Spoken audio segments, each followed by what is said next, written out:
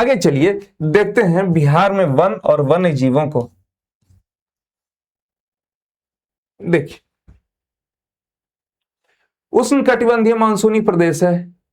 यह प्राकृतिक वनस्पति मुख्यतः वर्षा की मात्रा, ऊंचाई, तापमान से प्रभावित होती है। राज्य में अधिकांश वन जो है नेपाल की तराई क्षेत्र, विशेषकर सोमेश्वर दून जैसी पहाड़ियों में पाई जाती है ना। इसके अलावा दक्षिण का जो पठारी भाग है ना, जैसे कैमूर की पहाड़ियों, वहां भी यह पाया जाता है ना। यह मुख्य रूप से मानसूनी पर्णपाती वन है। 65वीं बीपीएससी में इससे संबंधित प्रश्न पूछा गया है। अब देखिए, वर्षा की मात्रा के आधार पर हम वनों का वर्गीकरण करें और देखें कि बिहार में कौन कौन से वन किस क्षेत्र में पाए जाते हैं, किस किस प्रकार के वन किस क्षेत्र में पाए जाते हैं। जैसे जब आर्द्र पर्णपाती वन होगा तो यह 120 से 200 सेंटीमीटर तक जो वार्षिक वर्षा वाले क्षेत्र हैं वहां पर पाया जाएगा।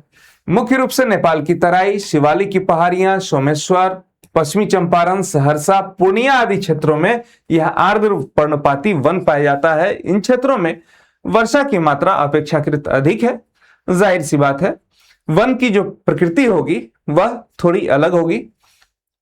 उच्च भूमि पर साल, शीशम, सेमल, तून, खैर आदि के वृक्ष पाए जाते हैं और निचली दलदली भूमि पर बांस, सवई, नरकट और झाड़ियों की अधिकता रहती है। ठीक है। शुष्क पर्णपाती वन, ये वन 70 से 100 सेंटीमीटर से कम वार्षिक वर्षा वाले क्षेत्रों में पाए जाते हैं। यह मुख्यतः पूर्वी और मध्य बिहार, कैमूर की पहाड़ी, दक्षिणी पठार के पश्चिमी हिस्से, छोटा नागपुर पठार आदि की ढालों पर स्थित है। प्रमुख वनस्पति कौन है? तो शीशम, महुआ, खैर, पलास, आंवला, अमलतास, सेवई, पूंज, दूब वगैरह। विरल किस्म के वन होते हैं, वृक्ष छोटे होते हैं, पतझड़ लंबी होती है और धूप भूमि तक पहुंचती है। सघन वन वैसे भी बिहार में अपेक्षाकृत कम है ना। विरल किस्म के वन ही पाए जाते हैं। क्योंकि मानवीय हस्तक्षेप बहुत ज्यादा हुआ है, आज से ही नहीं, महाजनपद काल में ही से पूर्व से ही बहुत बड़े पैमाने पर जब लोहे का आविष्कार हुआ, वनों की कटाई हुई और कृषि भूमि प्राप्त की गई, कृषि अधिशेष प्राप्त हुआ और फिर बिहार में सभ्यता के विकास की कहानी अलग स्तर पर पहुंची। तो यहां पर अपेक्षाकृत जो सघन वन है वह कम पाए जाते हैं, ज्यादातर वन खुले हैं, वृक्ष है ना। अब देख लीजिए जो कुछ वन्य जीव अभयारण्य है उनको देख लीजिए। देखिए, वाल्मीकि राष्ट्रीय उद्यान, यह पश्चिमी चंपारण में अवस्थित है ना। उदयपुर वन्य जीव अभयारण्य, यह भी पश्चिम चंपारण में अवस्थित है। पूछा जा सकता है प्रश्न, कई बार पूछा गया है। बरेला झील सलीम अली पक्षी अभयारण्य, यह वैशाली में है। राजगीर में पंत वन्यजीव अभयारण्य अवस्थित है ना, नालंदा जिले में। कैमूर वन्यजीव अभयारण्य कैमूर जिले में ही है। गौतम बुद्ध वन्यजीव अभयारण्य गया जी में है। नवादा, यह यहाँ पर रजौली वन्यजीव अभयारण्य है। जमुई में नागी और नकटी जलाशय और पक्षी अभयारण्य है। मुंगेर में भीम बांध वन्यजीव अभयारण्य है। भागलपुर में विक्रमशिला डॉल्फिन अभयारण्य है। बेगूसराय में कांवर झील वन्यजीव अभयारण्य है और दरभंगा में कुशेश्वर स्थान व पक्षी वन्यजीव अभयारण्य है। ये कुछ महत्वपूर्ण तथ्य हैं जिनको ध्यान में रखिएगा, प्रश्न यहां से पूछे जाते हैं। आइए आगे बढ़ते हैं।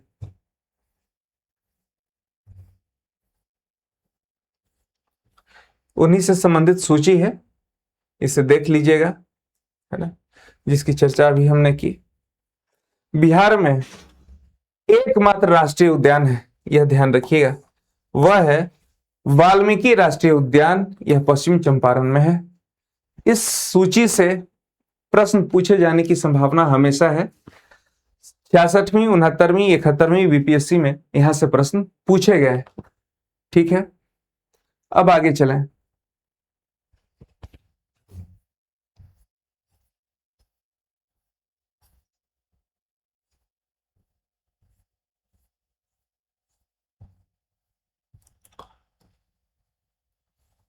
बिहार में कुल 6 रामसर स्थल है आर्द्र भूमि से संबंधित, है ना। रामसर साइट्स जो है बिहार में 6 है ना।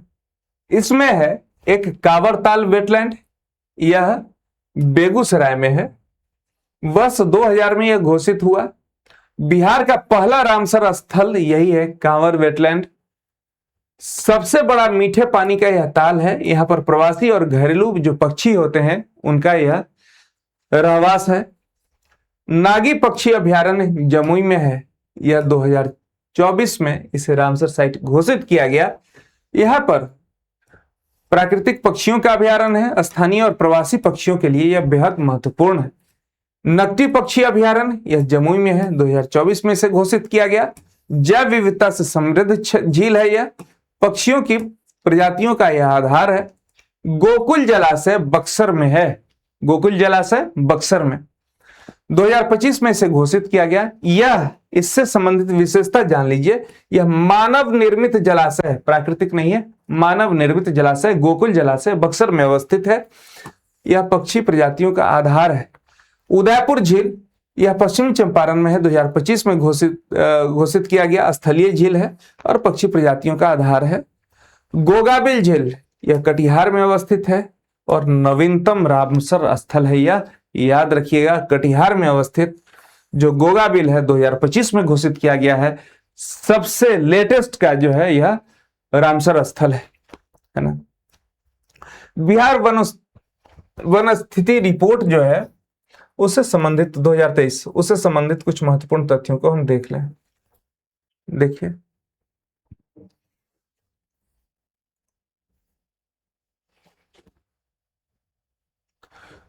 भारतीय वन सर्वेक्षण द्वारा भारत एवं बिहार की वन स्थिति रिपोर्ट प्रत्येक 2 वर्ष में जारी की जाती है।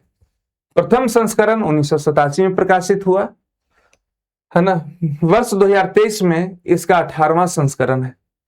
वन स्थिति रिपोर्ट 2023 के अनुसार बिहार का कुल वनावरण 7532.45 वर्ग किलोमीटर है। लगभग 7.84% जो है ना वन बिहार में पाया जाता है इसके कुल क्षेत्रफल का। 2021 की तुलना में राज्य के वनावरण में 129 वर्ग किलोमीटर की वृद्धि दर्ज की गई। बहुत सिग्निफिकेंट वृद्धि है ना। ध्यान में रखिएगा इसको। कुछ महत्वपूर्ण चीजों को देख लें। वनावरण 7532 किलोमीटर है, 8% क्षेत्र पर है ना। कायदे से होना चाहिए।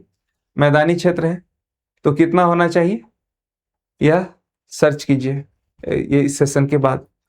वृक्षावरण 2500 वर्ग किलोमीटर पर है ना, 2.68% क्षेत्र पर है। इसमें वृद्धि हुई है 159 किलोमीटर की। झाड़ी कुल 260 वर्ग किलोमीटर पर है, इसमें 0.28% की वृद्धि हुई है। और ओवरऑल देखा जाए तो बिहार में 10,292 जो है वर्ग किलोमीटर क्षेत्रफल पर वनावरण पाया जाता है, वृक्षावरण पाया जाता है। अब कुछ महत्वपूर्ण तथ्यों को और देखें हम, है ना।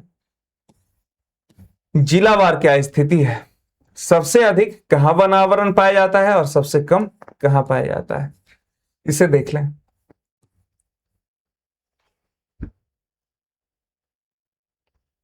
सबसे अधिक वनावरण है कैमूर में, समझे।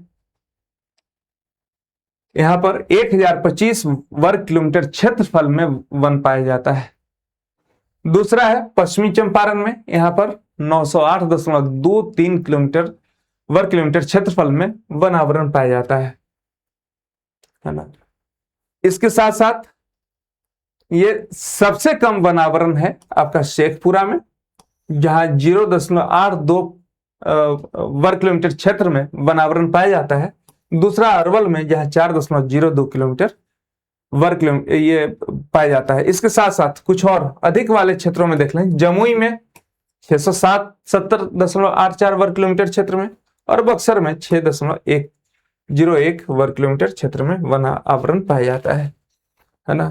प्रतिशतता के लिहाज से देखें तो कैमूर में 30.51% वन पाया जाता है परसेंटेज में सर्वाधिक, जमुई में 21.65%, 65%, मुंगेर में 21.57% वनावरण पाया जाता है। सबसे कम वनावरण है प्रतिशतता के लिहाज से शेखपुरा में 0.12%, बक्सर में 0.35%, सिवान में 0.42%। आगे चले।